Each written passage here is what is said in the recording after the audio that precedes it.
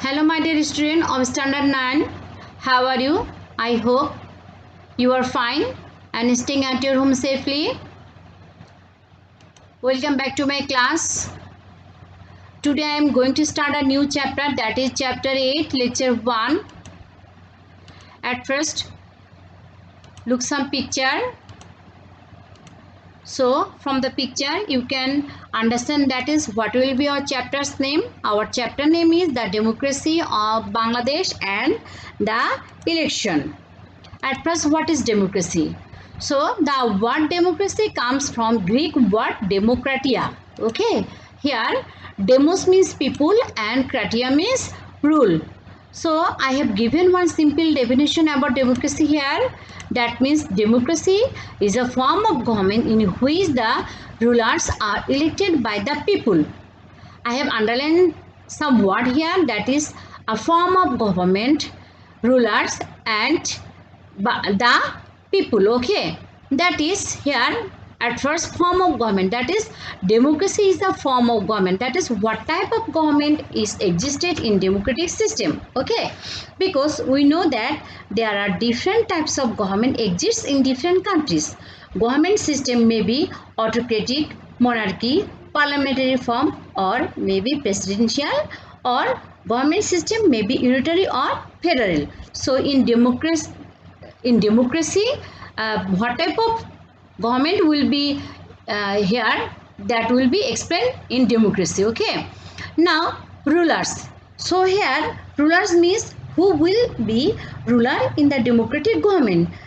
Is it king or queen or prime minister or president? So who will be the ruler here? So in the democratic system, that will be explained here. Now election.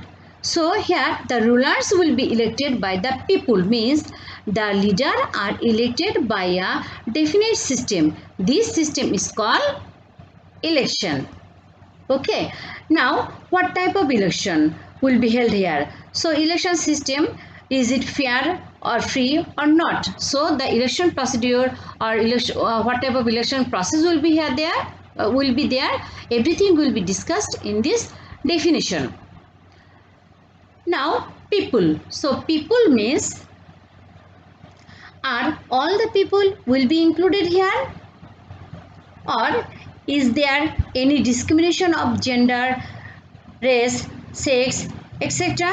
Okay, so however here we know that those who attain 18 or above 18 years old is called voter. So these people, they will cast vote and select the or elect the rulers.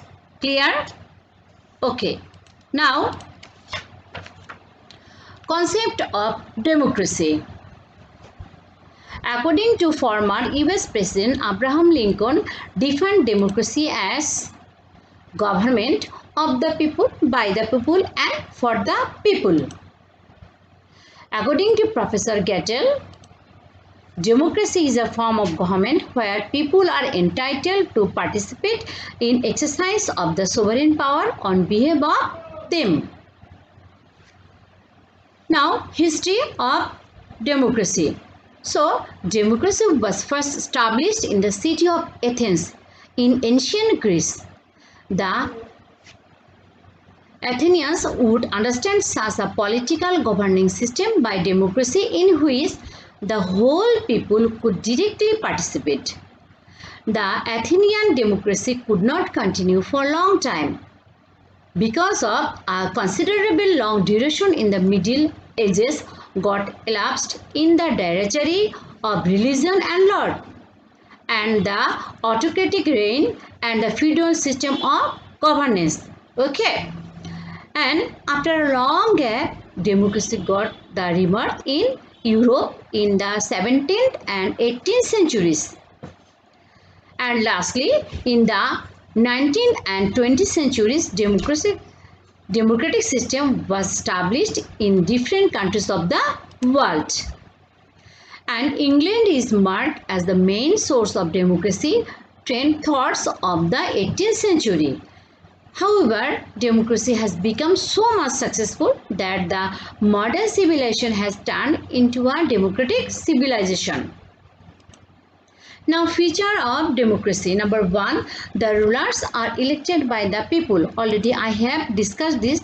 That is, the people, they directly cast vote and choose the rulers or leaders. Next, major decisions are taken by the elected leader. That means, who will be the elected leader? Like our elected leader is Sheikh Hasina. Okay, our honorable Prime Minister Sheikh Hasina. So the major decisions will be taken by her. Next feature, that is, election must be free and fair. So what is free and fair? I have explained here. You will read out this. And last one person, one vote and one value. That means here only one person can cast only one vote here. Okay. Now, types of democracy. So there are two types of democracy, direct democracy and indirect democracy. The direct democracy is a form of government in which the eligible and adult citizens participate in the governance personally. Initially, the direct democracy was introduced in small city-states in the ancient Greece. All the citizens of the state directly took part in legislation, decision-making, imposing tax, justice and other jurisdiction. But the concept of citizen was narrow then, and everyone did not enjoy the honor of a citizen. A modern state is big in size and has a large population as well. So there is no scope to exercise direct democracy over there. But in some region of Switzerland, the system of direct democracy still exists. Now, what is indirect democracy? Indirect democracy means rule by elected representative. In this system, the citizens do not directly take part in state affairs. The elected representative enact laws and run the state as well. In the modern state, the indirect or representative democracy is prevailing. So, in the indirect democracy, the people, they will cast vote directly and choose the representative, and these elected representative, they will run the state. That means the people indirectly run the state. So this is called the indirect democracy. Understand? Now, who is the father of democracy? The father of democracy is Cleanthes.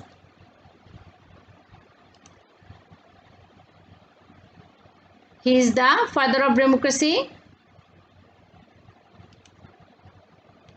I have given some information about Cleanthes, so you will read out just.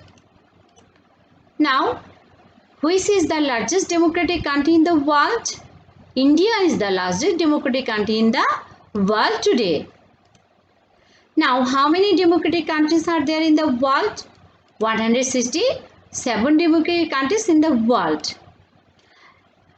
Now, I have given some examples of democratic countries. Say, among the 167 democratic countries, I have given here 30 names here. Okay. Here is Bangladesh is also a democratic country. You will read out the names of the country. Now, merits of democracy. Number 1, a democratic government is the benevolent government and its main goal is the welfare of the people. Okay, so in this system, the rules of laws are established. It is a system of responsible government in which the government is elected directly by the people and remains accountable to the citizens. Any autocratic oppression, repression or control are not at all desirable in this system. People's interest gets priority in making the state policy. people's individual freedom and freedom of speech are ensured in this system. A political sense grows among the people by exercising democracy. An individual may enjoy the privilege of self-development. Now, demerits of democracy. So here, ancient sects and philosophers Plato and Aristotle termed democracy as a ruling system of the illiterate and incompetent people, because many irrational, incompetent and corrupted persons may be elected in this system. Though majority's opinions are granted in this system, so the objectives of the democracy are not achieved in lack of knowledgeable politicians, and many problems arise in governance. Third, the minorities cannot send their representative to the legislative body, for which the government in power remains disinterested in their matter of complaints or needs. Fourth, many controversial opinions or views are noticed. Fifth, difference of opinions and conflicts on political issues are created and destroy the national unity. Sixth, in underdeveloped countries, the ruling parties governs the state by keeping their own party interest up.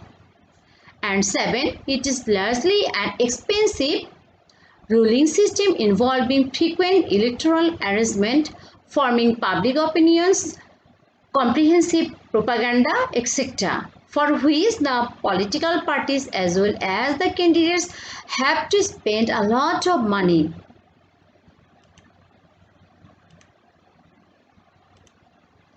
Now, what types of democracy is present in our country? So already I have explained, that is indirect democracy is present in our country, because I have explained that is the people or the citizen, they directly cast vote and choose the representative. Okay, so who is that person? I hope you all know.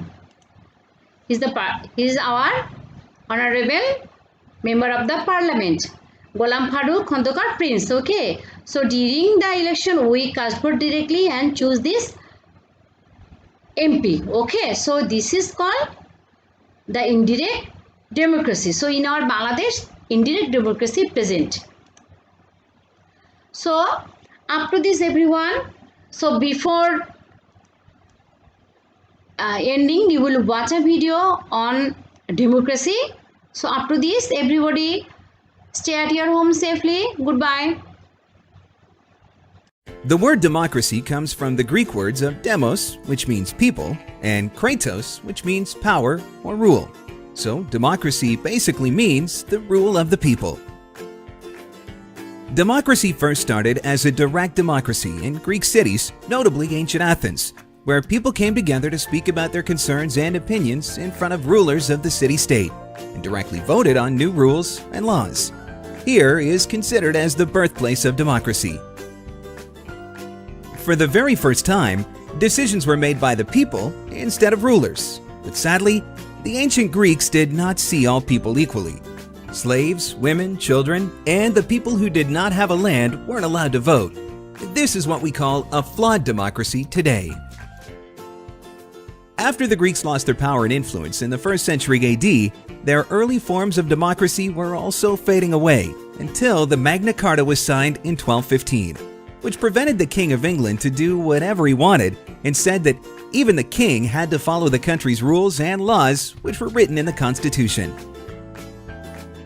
Today, most democracies are indirect or representative, which means that you can't vote for a new law yourself, but you can vote for people who then become lawmakers and present your interests. But democracy isn't just about voting. It's about everything to protect the best interests of the people, no matter what is their race, gender, political opinion, or religion. These interests can be human rights, quality of life, infrastructure, and many more. Modern democracies divide power into 3 different branches: the legislative, the people who make the law; the executive, the people who make sure that you obey the law; and the judiciary, who judge you if you commit a crime. These 3 are independent and work following the process, checks and balances, which means All the work must be clear and fair, and very important, the people who have power also must follow the law and not exceed their authority. In addition, a democratic government must work in a way that reflects the wish, feeling, desire, and values of the society that it governs. This is also known as the general will, which is a concept developed by the famous Swiss philosopher Jean-Jacques Rousseau. One of the problems of democratic voting is that the biggest groups of people always have the most power, and that's why a good democracy also has laws to protect the rights of its smaller and weaker groups. A democracy where the majority chooses to separate, expel, or injure its minority is not a functioning democracy. So, what do you think now about democracy? Winston Churchill once said, "Democracy is the worst form of government except for all those other forms that have been tried from time to time." Do you agree?